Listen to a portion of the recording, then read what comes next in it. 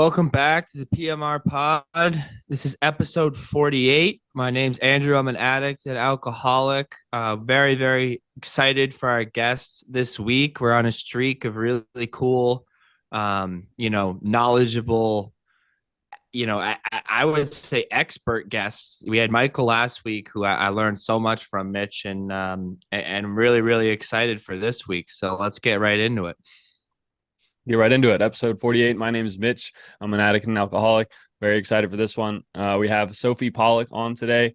Really, really excited to talk with her and hear her story and all that she does for the community. And a little bit different this episode in terms of hearing someone that's recovering from drugs and alcohol. But Sophie is the founder of A Path to Courage, which is an organization that inspires and educates the community on sexual assault, domestic violence. She also works or is on the board with the Vic James Center, as well as working in a sober living. And as well as she's a senior, going to be a senior at USC. She's a sociology major and a double minor in forensic and criminology and substance abuse prevention. And she does it all. Super, super excited to have her on and talk with you. Thank you for having me. I'm excited to be here. Oh yeah. Mitch, let me just commend you for getting through that intro. It's one of the longest intros we've ever had. She's killing You it. did a great job. It should speak volumes of Sophie at such a young age. All those titles. It's amazing. So really, really excited for this story. And Mitch mentioned it previously. We talked a little bit about it before we started recording.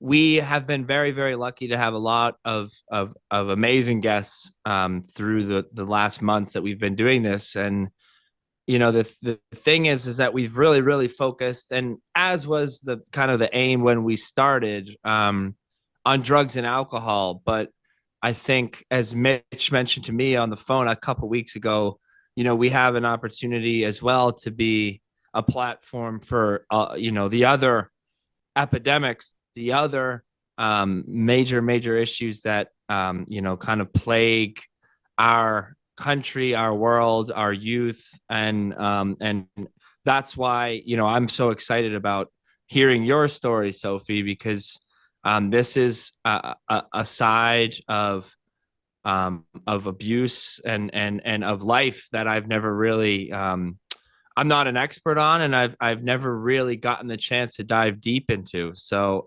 excited to hear from you and learn from you today. Welcome back to the PMR podcast. Before we get into this week's episode, I wanted to share with you our first partnership with Clean Cause.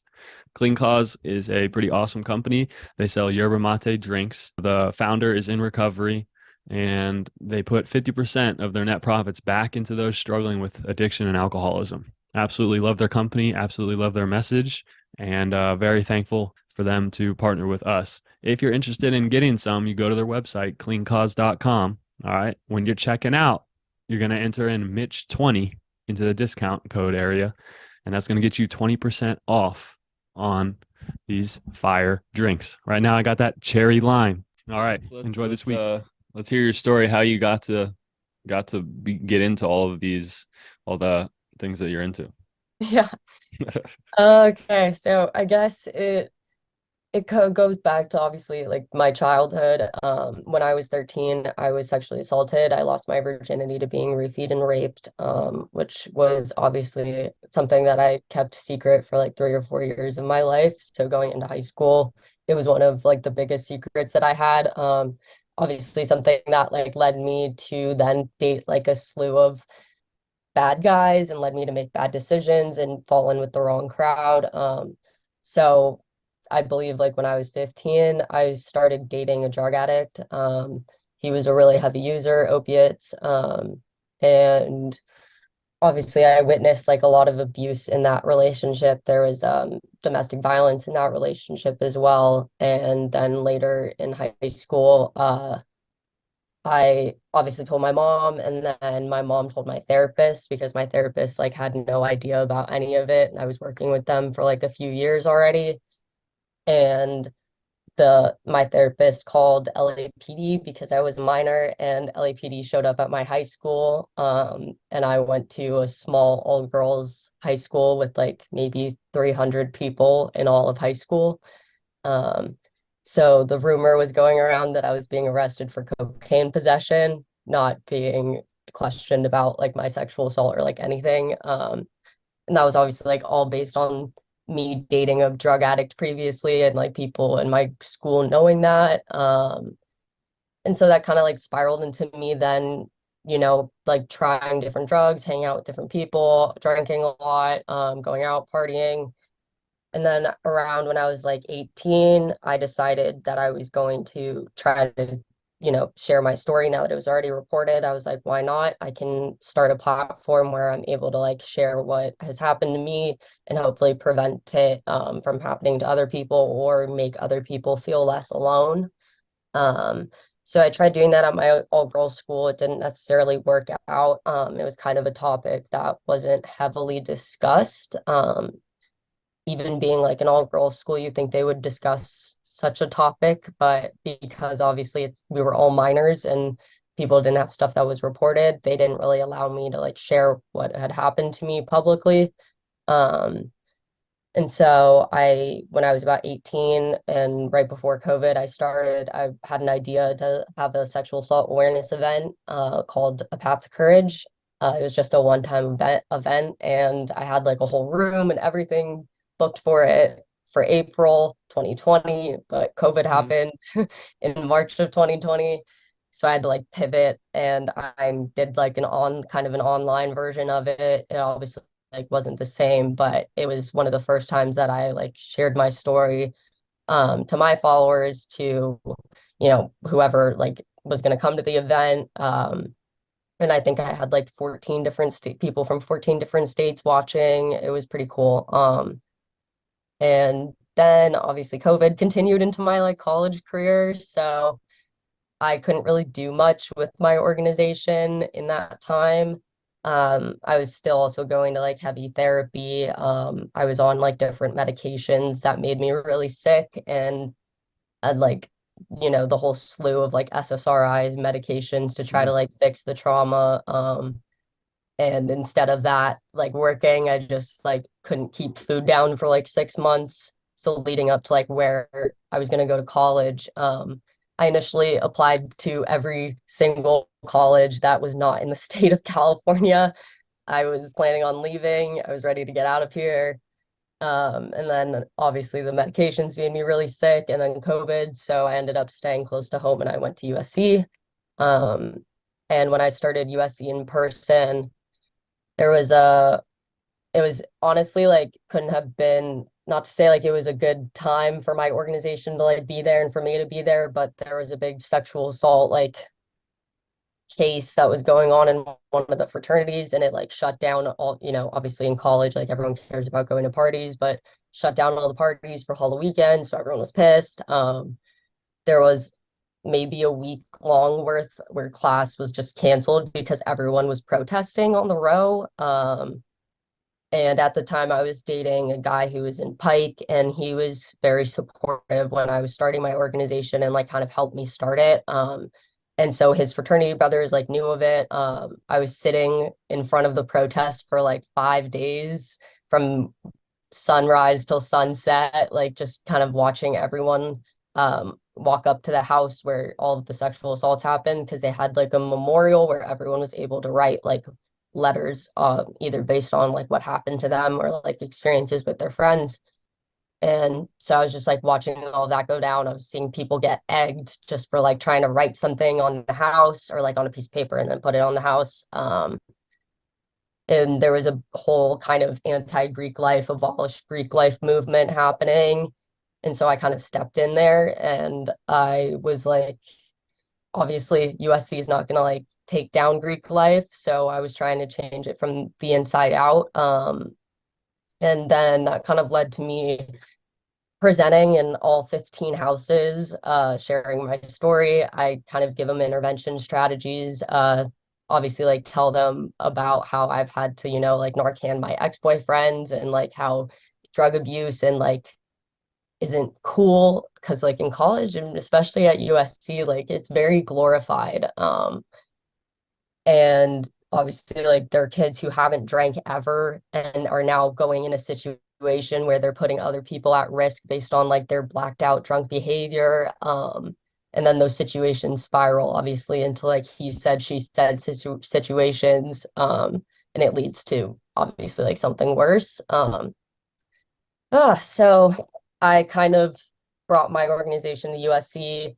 I started presenting, and it's just like me and my computer in a room full of like 200 or 300 men that I don't know in each house. I did it for all of my sophomore year. Each semester, I did each house. And then my beginning of my junior year, they all disaffiliated, so it became a little more difficult. So instead of like me going to like their new member wellness day and like presenting in like an actual classroom in a room full of all of the 500 newly like admitted or whatever fraternity brothers, I had to go like out of my way to go to each house and present.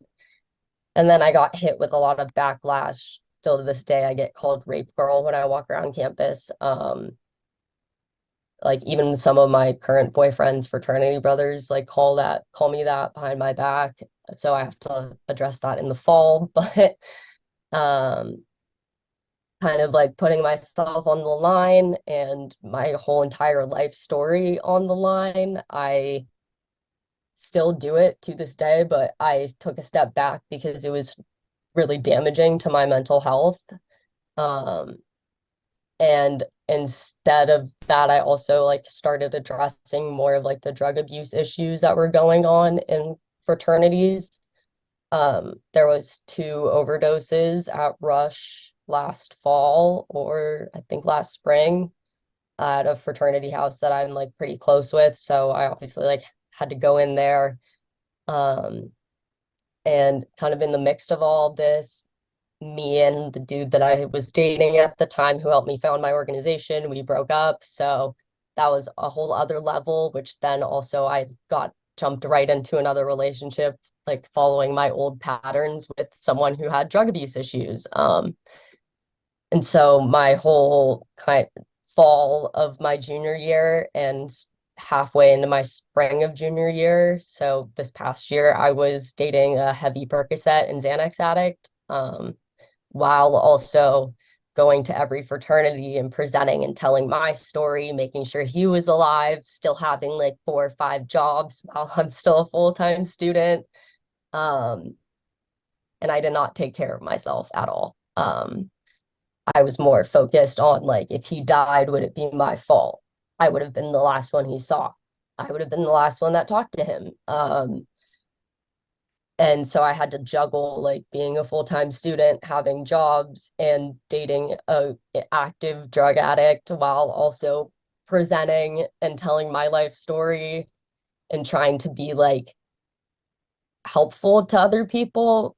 But in the end, I don't like looking back on it, like it was some of the worst presentations I ever gave because I was so just caught up in like a relationship with someone who didn't care about me at all and cared more obviously about like when he could go see his dealer next, or like stealing packages. And I'm like, where did all this shit come from? Then I'm thinking, oh my God, I'm an accomplice to a crime. And so there's just a lot of layers to like that. And also going back to like my presentations and the drug abuse that happened at Rush, I was called in to like present and talk about like my experience dating someone who's a heavy drug addict, because there was the 2 overdoses in this one fraternity house, but there was also an incident of domestic violence. And it was unaddressed that the domestic violence was because the dude was on drugs. Um, and so I kind of had to go in there and be like, hey, I've been a victim of what happened to, this one guy, from like what happened to this one guy. And also I had to explain to them kind of how like his behavior really, they should have seen the signs that he was using, and addressed it more in terms of like an intervention, but none of them had any idea that he was using. So it was a more complicated story.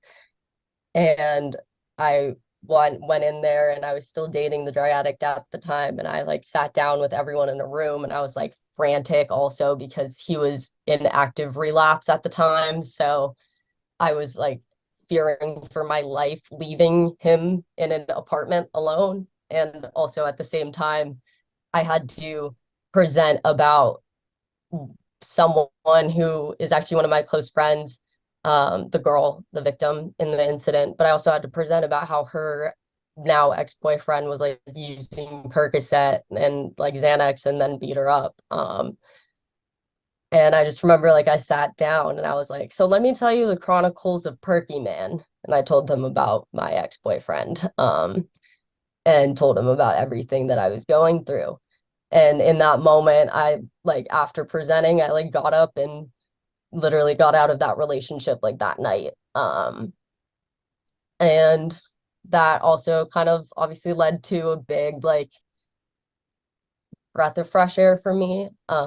Something that I like really needed in terms of like my healing journey, because he would, when he was barred out, he would look at me and be like, whose parents let them go out when they're 13? Like blaming me for being sexually assaulted. And then if I, confronted him about it the next day, he'd be like, I never said that. Didn't remember saying it. And he was also like on Tinder while we were together, multiple times. He cheated on me. And I didn't really learn that until the end. And I like to say, unfortunately, that I've been collateral damage to a lot of people, in terms of like their drug usage affecting me. Um, and kind of me being like the fallback where I get all the backlash of like, if you think about, like an abusive husband and wife, like I get the like wife side of it. And I obviously like I don't go to AA myself, but I sent myself to a few AA meetings just to feel some sort of comfort for like what I was going through, in terms of like having it being like a all of my like years worth of therapy from being like sexually assaulted and domestically abused. They were like undone all in that 1 minute where like a drug addict looked at me and said like, it's your fault. And that was like reinforced to me for like 6 months, so it undid like years of therapy that I've gone through. And yeah, so now fast forward to now, I work for, after getting out of that relationship, I started working for the Vic James Center. And now in this past June, I started working for Camden Residences, which is the sober living community or sober living home that I work for. Um, and even with my patients there, like you see co-occurring disorders like everywhere. Um, and even I hear stories like of them, having say they've been sexually assaulted and that's what spiraled them into using or drinking. And obviously when I was like, it reminds me of like when I was in high school, and how I wished so badly that like I could take a pill and just have it all go away. Because I would watch like my ex-boyfriend, like when I was 15, 16, like take hydrocodone, and I would just watch all the problems melt out of him and he would just be calm. And anytime that like I did try an opiate, like I would throw up and get sick and I'm like petrified of throw up. So it could be like a 2-day panic attack of me being sick. Um, but I still like wished so badly that I could like have something to take that pain away, but also at the same time like looking back and being where I am now, um I wouldn't change like the experiences that I've gone through, because it made me who I am and made me as strong as I am, and also allowed me to find my passion and what I want to do in life. And yeah, I mean, that's like a summary of it, but uh that's like it. I I don't know how to like better say other than like I don't wish what happened to me on anyone other than like I hope people use what like I've been through as a sort of momentum forward, not backward. And I like to also like say in my presentations, like, don't allow one of your friends to be one of the guys who hurt me as badly as they did. Um, and that's kind of like a wake up call to them, I guess, in a way. Even though it shouldn't be. And it like sucks that it takes a 21-year-old who's still like, I don't have any credentials to like go up there and do what I do. I don't have any sort of degree under my belt to say like she's allowed to do this. I have no certifications to coach these individuals through like their sexual assault like reporting, but I still do. Um, it really shows like how like the adults even like in charge of like my school like they don't do anything. They're not really there to help the students, they're not there to coach people through it. And it was a really like big eye opener that it takes someone like me to go in there to actually like change people's mind about like their usage or their drinking habits or how they're treating their significant other or how they're treating their friends or how they act when they're drunk. Um, yeah, like I have no credentials to do that, but I still like go in there and do all that, and do my best to like not allow situations to happen. Like I've not had a normal college experience. Sorry, I'm just like rambling, but my college experience has not been normal in any means. Like I'm the girl that everyone knows at the party that has Narcan in her pocket. So in case someone ODs, I'm the one that will go in there and administer the Narcan. Because I've done it multiple times before, like probably hundreds of times before. And I also say like I don't want them to like have to do it to one of their friends because it's traumatizing. And yeah, so I'm always like on guard when I go out. I don't really like there's no really way for me to like have fun, if that makes sense. I like enjoy going out with my friends, but at the same time, like I get called rape girl behind my back. So it's like a double-edged sword sort of situation. But yeah, I mean, that's kind of again like a summary of everything that Well, I do. thank you for being open with us. Number one, it's difficult. It's difficult for me to open up about past trauma and where I've been. So, you know, I appreciate you, being vulnerable here. This is, that's what makes this powerful, and gives this podcast, its teeth, is that people get on and get honest. So number one, I just want to thank you. And I have a lot of questions, a lot of kind of responses. Number one, really for me though, is like, you do have credential. I heard you say that a couple times, like and again, I have questions along with this, but you, like, you've lived this. You've lived this for, at this point, a decade, really. And and you are an expert because of your life experience, and that, I think that, I work at a treatment center, and I'm a recovery coach, but I'm not a licensed therapist or a licensed counselor. I don't have formal educational training, but I think, and this is not to take away from, having letters after your name and everything else, but I think there's something to be said about life experience over, educational experience. Both valuable, but there's nothing less valuable about life experience than, having gone to the classes and gotten the degree. So when you say credentials, I think your credentials are existent in your life experience and your life's work, up to this point. And the eye-opening thing to me, and you can elaborate a little bit on this, is like how is an institution, any college for that matter, but an institution as large, powerful, wealthy as USC, or again any college for that matter, not have the resources like you. When I think about you stepping into a fraternity house, like as a 21-year-old with a laptop, like to talk about such in like a dire subject alone, it like it my heart kind of breaks, like because I know I was in a fraternity, like I know the culture, like it can get ugly, like herd mentality is a disaster. And thinking about you and the subject you're talking, like it's baffling to me. So like, has that changed? Has it sparked a like an investment into this? Is it where does it stand, and why do you think it's so bad?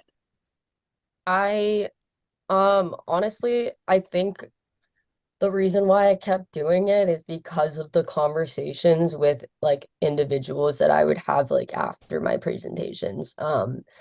Or the few individuals that are brave enough to raise their hand in front of their other friends and ask me a question. About either like my life or like I have a friend who's been through this, how can I help her or how can I support her? And obviously like I give them advice being like, don't say you're sorry, because no one wants to hear like I'm sorry after like you say your life story, you know. I give them like a kind of phrase like how can I best support you, versus like saying like I'm sorry, how can I help? And like kind of like those conversations or questions, or like even men who have come up to me and said like I was sexually assaulted at this age, and I still deal with it, thank you for sharing your story. Something as like small as that honestly like has kept me going. um Obviously like the general population doesn't look at it with, I would say most of them are like herd mentality, where it is like bros, beer, and whatever, sex, drugs, party. But there are like I would say a good handful that I have like made really good and deep connections and friendships with, the people who actually did like take me seriously. um and it did spark like some sort of conversation, I guess. I would say it died down now because obviously like the incident that happened at USC was now, it was the fall of my sophomore year, so I'm going into the fall of my senior year, so now 2 years ago. And obviously like kind of the, popularity, I hate to say popularity, but popularity of the subject like died Mm. down. And also like even I was getting so much like backlash from the outside, like no, like not the Greek life people, but the people not in Greek life, saying that like, I was a white supremacist sorority girl or like something like that, like trying to just protect my boyfriend or something. That then kind of pushed me to feel like I had to join the community. I wasn't in a sorority when I started all of this stuff. I then rushed and joined a sorority, didn't like it, dropped.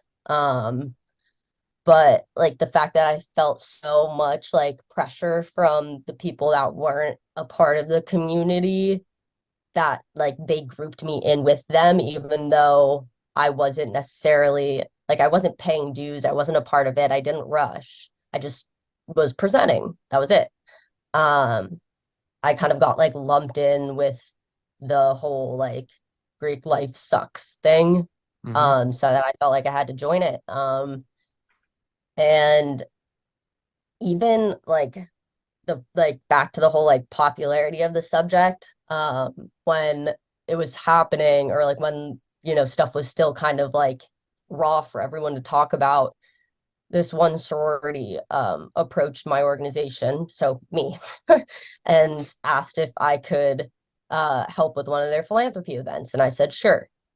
So I got to their philanthropy event, they stuck me in a dark corner of the parking lot that they were having their philanthropy event in and told me not to talk to anyone. So I showed up there with like all these like pamphlets and materials and like whatever, like trying to be all like, oh, I thought this was like about like my organization. They looked at me and said, no, everyone's kind of tired of talking about it. We just want the money to go to you. I was like, okay. And the only reason they wanted the money to go to me and my organization is because they knew that my organization was the hot new topic in fraternity life. Because I was like the one girl going in there and actually like trying to do something. And then when I was rushing, they handed me the check for $7,000 and I got dropped the next day from their house. So it like kind of like really shows like who actually cares and who doesn't. And also like obviously like during all of this, I've just been like, where are the adults? Where are the adults? And the most like answer I've gotten is that the adults that go in and do the kind of work that I do it very disingenuinely. It's like a kind of middle school teacher, like, what is consent? What is this? What is that? If Sally kisses Billy, is that a yes or a no? You know, like that kind of like bullshit, fake scenarios. Like I don't do any of that. Like I give them a phrase, I give them intervention tools. So like if they see, you know, one of their friends that like is blacked out drunk and is like sloppy falling all over a girl, like I tell them walk in there and say, hey bro, the kegs are out, let's go fill them, take them on a walk. Because then no one knows that like that's what the phrase means. Like it means like you need to leave now or something bad will happen. So I kind of like taught that whole phrase to USC Greek life. It started with USC Pike, and then I kind of like pushed it on to the other houses. But it sucks that I have to like teach them an intervention tool in the first place, to like get their drunk brother out of the situation that they're about to get themselves in. And then also I like get the comment like, well, it's not alcoholism because I'm in college. And it's like, well, no, actually, I've seen you be a bad drunk like the past 5 times I've been at your house. So uh it's there's just so many like layers to all of these problems. And it's like, I don't know how even like an institution is able to like properly address all of them. Because the modules that they like give you when you start college, like alcoholism 101 or like, you know, it's like sex ed or whatever. It's like an online module where you can just let it play in the background for like an hour online and it's not interactive. And then when you do like USC, we have to do like 3 in-person like consent workshops. And it's run by like our department for it's called RSVP, which is relationship and sexual violence, something like that, prevention. It's like a very out of touch presentation where like we're all sitting on Zoom, they make you have your camera on, they read you the Sally, Billy, whatever situations, ask you to talk about it in groups. It's not very like, hey, you see me around and this is what's happened to me, like to make it feel real. It more makes it feel like it's a foreign topic that like no one goes through or no one talks about. You know, it almost makes it seem like it's checking the box. Like, yeah, we showed it to them. Like, so if something happens, it's not our fault because we showed them the video or they did the workshop. Like we clean our side of the street. Now, when they screw up, it's not on us. So it almost seems more like it's like a liability thing. Like, yeah, we're not liable anymore because they did the workshop and we did our due diligence and whatever. It's just it's a bit depressing. It's because it's not what I think the work that you do, the main difference is that you're like solution based and intervention based versus it's like I wouldn't even call it education. It's just like let's cover our ass, really. Pretty much, yeah. On an institution level, right? It's it's very scary. And Mitch, And also, I wonder, like, and Mitch, I want to hear your feedback on this too, like, as well, Mitch. But where, like, and I've heard a little bit of your story, as well, in terms of how, like, how the drug addiction and the alcoholism plays into this. But it's almost like, what came first, the chicken or the egg? Like, where, like, you know what I mean? Where are our resources best allocated to prevent either, or prevent one leading, like, what, it's just, it's over my head. It's a lot, and Mitch, I don't know, like, what do you think? Like, I don't, it's like the chicken and the egg for me. Is it sexual abuse and then drug addiction? Is it drug addiction and then like, it's crazy. Yeah, I don't know. I feel like a lot of that stuff is, like we were talking before, a lot of co-occurring. It's all happening semi, whether the trauma or an experience at a young age leads to that, then leads to coping with substance, then leads to a substance problem, and it compounds on top of each other into a situation that just gets, potentially can get worse. But I do want to say that, like, it sounds like you're going out and doing all of these things, a lot of it by yourself. And I really, to echo what Andrew was saying, admire your strength and honesty with what you're doing. I mean, I don't think that um even I, like, when I went back to school and I got sober, they asked me if I wanted to talk to, I think it was like incoming freshmen or something, about substance abuse and stuff, and I had like less than a year sober, and I was like, no. Like, I was still, pretty petrified and and scared of that stuff. And so, like, your strength and you putting yourself into all of these things, and you're doing a lot at school, and you're doing a lot for this organization, and you started this organization. I wanted to ask, like, um, have you felt like when you're doing these things that do you have community that is supporting you, or do you feel, I don't want to say do you feel alone in this, but, like, do you have that community? I know you mentioned that you went to an AA meeting, and I was going to mention, I don't know if you've ever gone to an Al-Anon meeting. yeah, I've been to Al-Anon, but it's kind of like sad wives and girlfriends. And I don't really relate to that because, like, I'm not, like, personally, I don't view myself as like a sad wife or girlfriend in terms of like AA or Al-Anon. Like, I like going to AA because, like, they're real. Like, I'm used to being around like alcoholics and drug addicts. Like, I come from an Eastern European family. Drinking's very normalized in my family. Like, very, very normalized. To the point where, like, if I even bring up something about, like, hey, grandma, you shouldn't be like drinking that much, or because you're on medication and like strong medication, it's like she's like, that doesn't matter. Like, I'm from Germany. No one cares. And like being from, like, a Jewish background too, like, Hitler's not coming after you, you're fine. That's practically like what I'm told by my parents and like my older family, or like my other family. But like in terms of support, I don't necessarily have like a community, if that makes sense. Because there isn't, like, there's no such thing as like survivors of sexual assault club, or there's not a place where you'll be able to like find a bunch of like, people who have like gone through similar things as you. And even at USC, like, I've been approached by, we have one rehab program, and because telehealth took over, now it's all on Zoom. Um, when my ex-boyfriend went there, and it didn't, like, there's no accountability at all.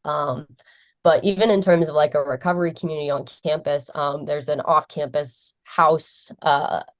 It's called Academics Anonymous, and I had a call with them a while ago, and they were telling me that, like, they're not even allowed to like come and do stuff on campus because there's no such thing as a recovery club or an AA club at USC. Like, there's no like club for it. And so because there's no like student group for it on campus, the like Academics Anonymous Sober Living House can't like come and do events on campus. And so they're asking me like, oh, do you think you could maybe like try to start a club? And in my head, I'm like, I have to recruit 7 people to like even start a club. And what 21-year-old is gonna be like, yeah, I'm sober, I'll join or I'll help you do it.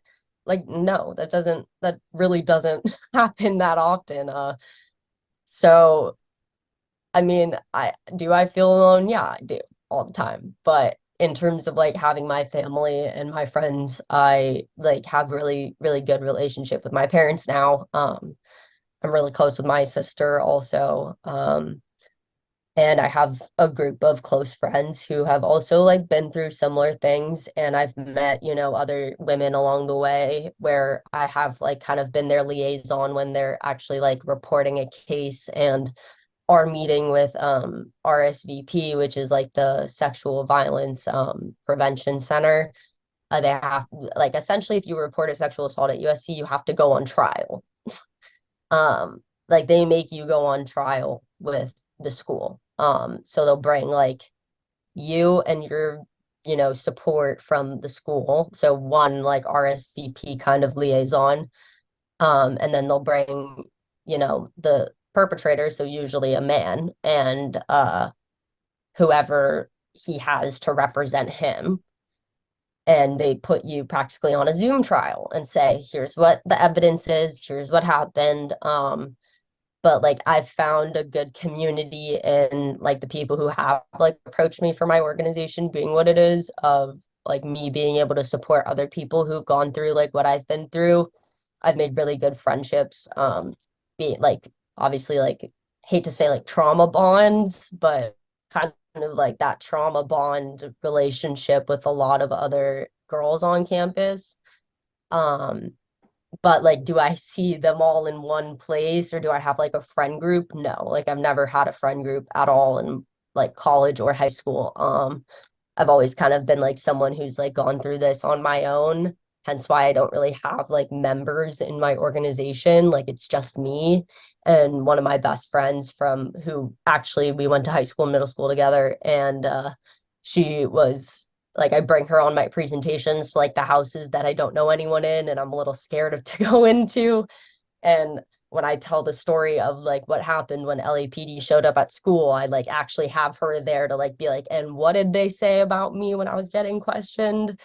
And like I have her say like that you were being arrested for cocaine possession.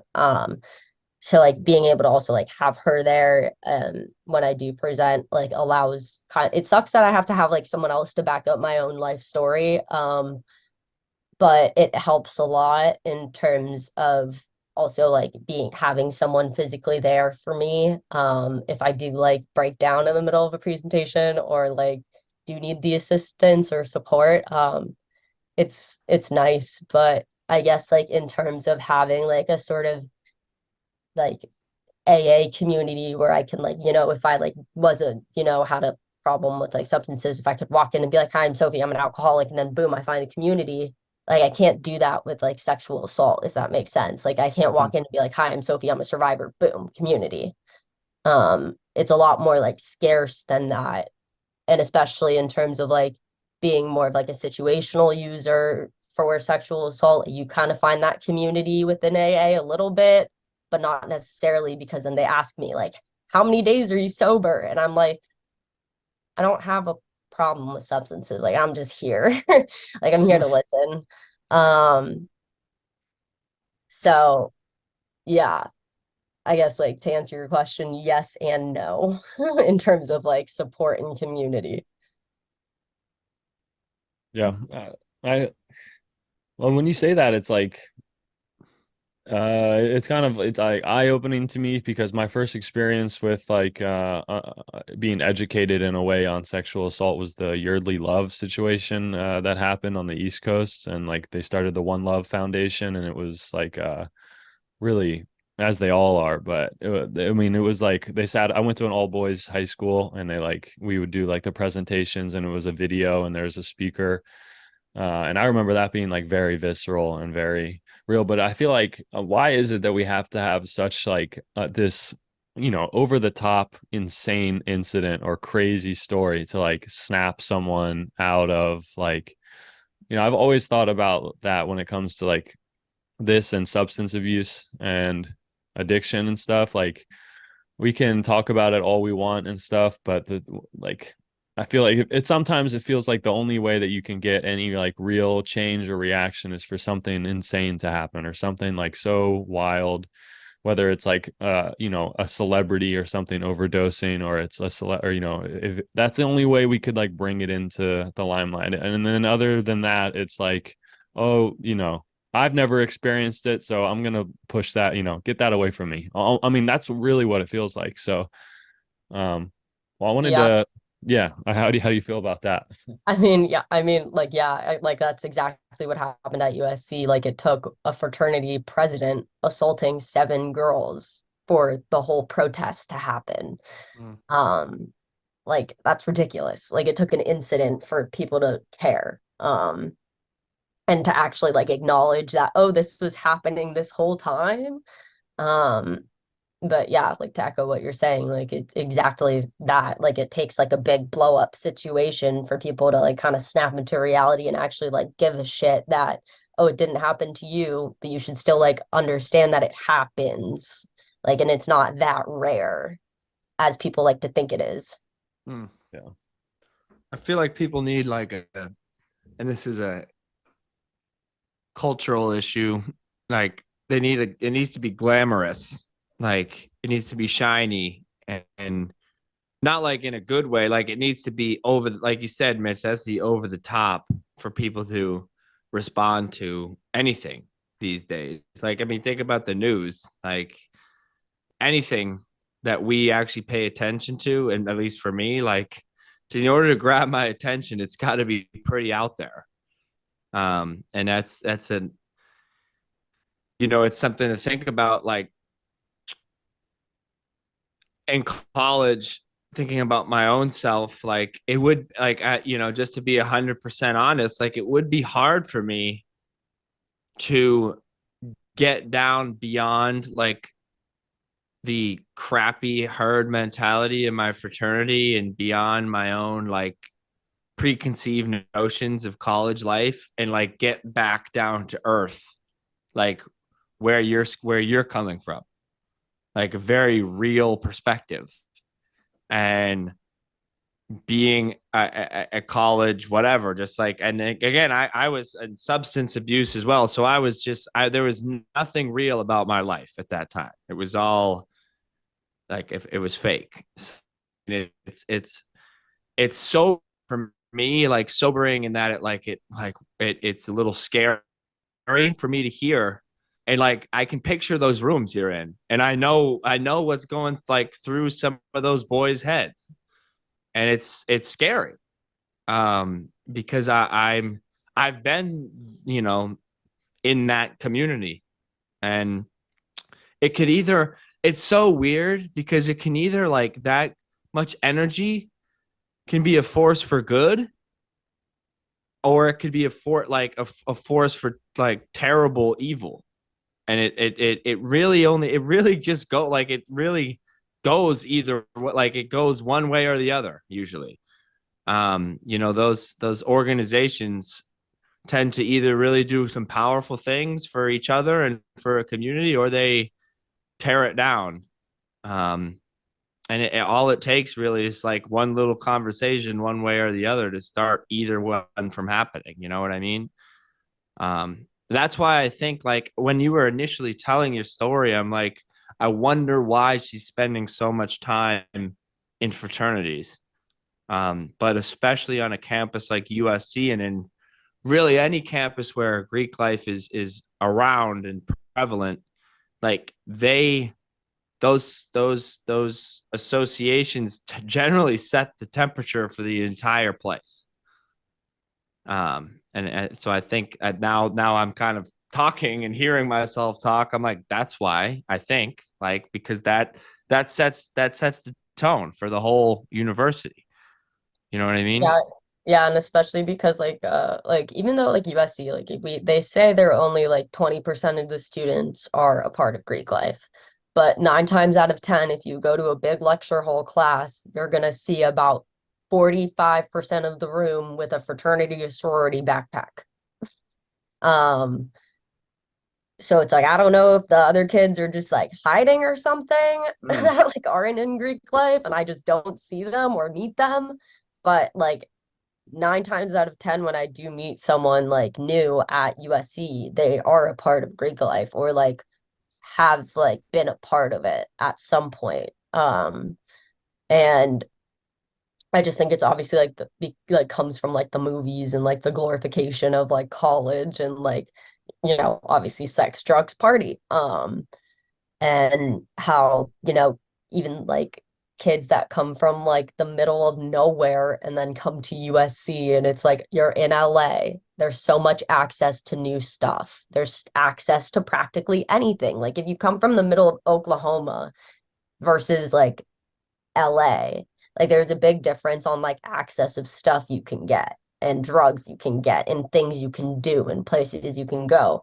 And a lot of people like get caught up in that.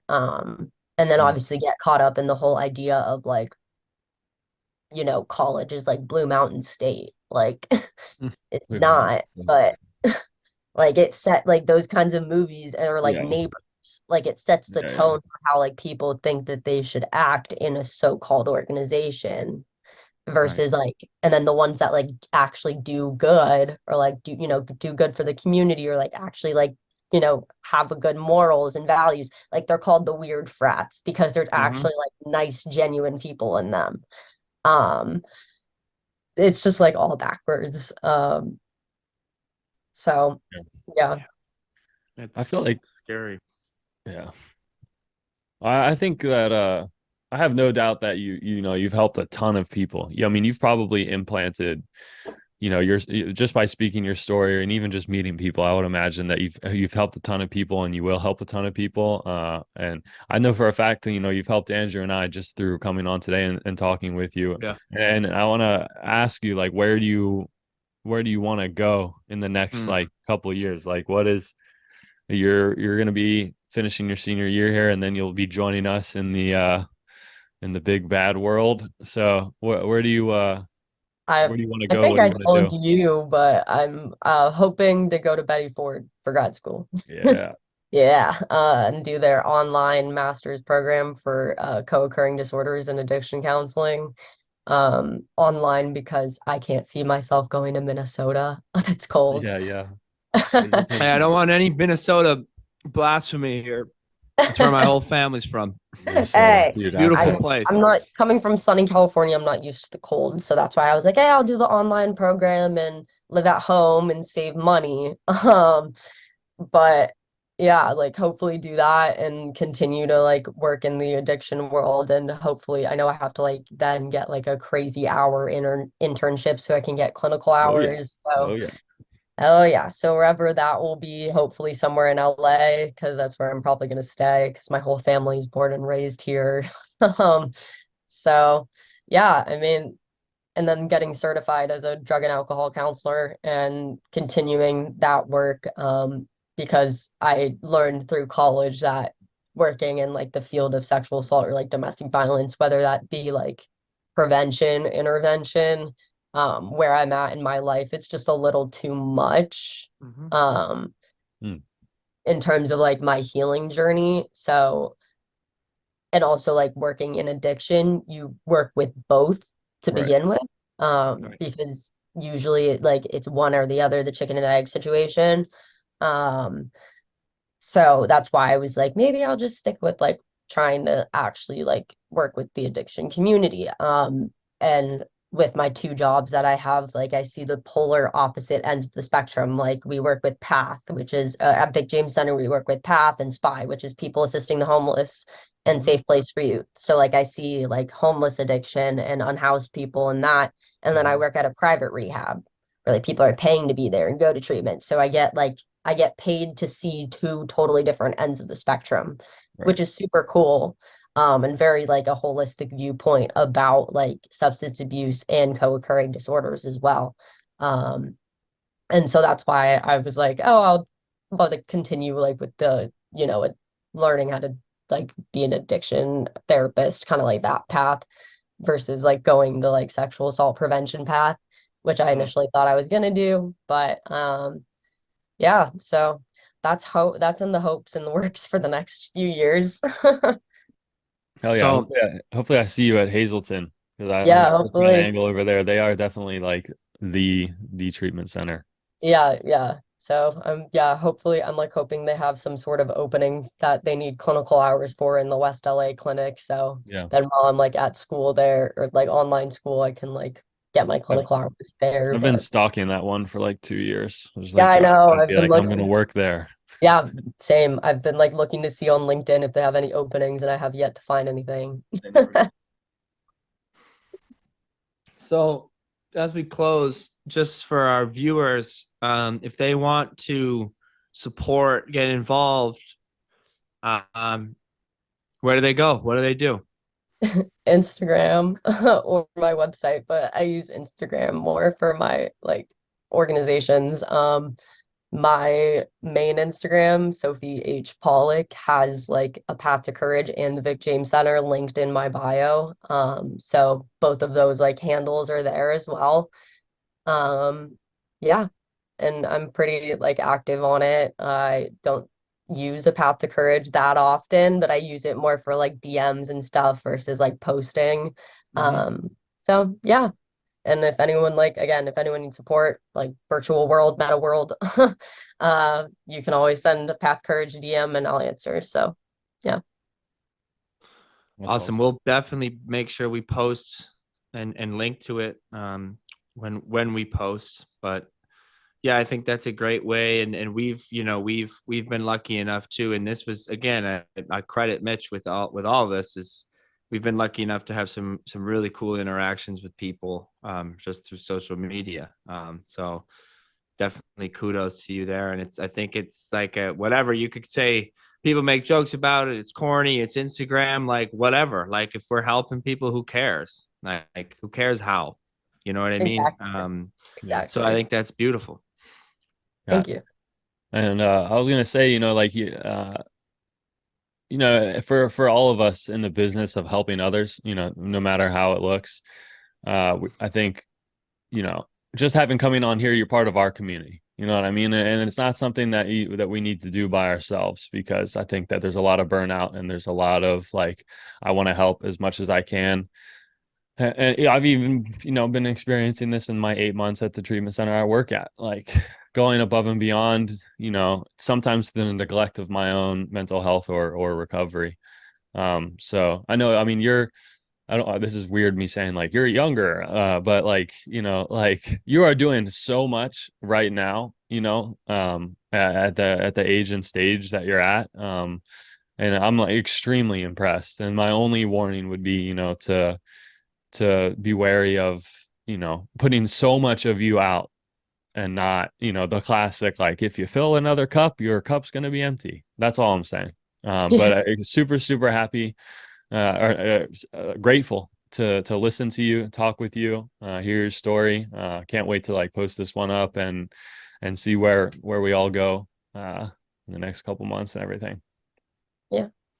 Thank you. I appreciate you guys having me on here and allowing me to share my story and everything that I do in life. Yeah. Yeah, it's been eye-opening. I'm grateful too. Just to have heard you. I got a lot to think about. So it's weird again to talk to someone younger than us and be like, "You're wise beyond your years." And I Yeah, don't Oh, that's I sound like know. an old person, but I've been told that so many times. oh yeah, well, they're not wrong. There's a reason for that. you're gonna win Yeah. the Peach Prize or something. Win it. You just gotta tell them that you went on the PMR podcast. Yeah.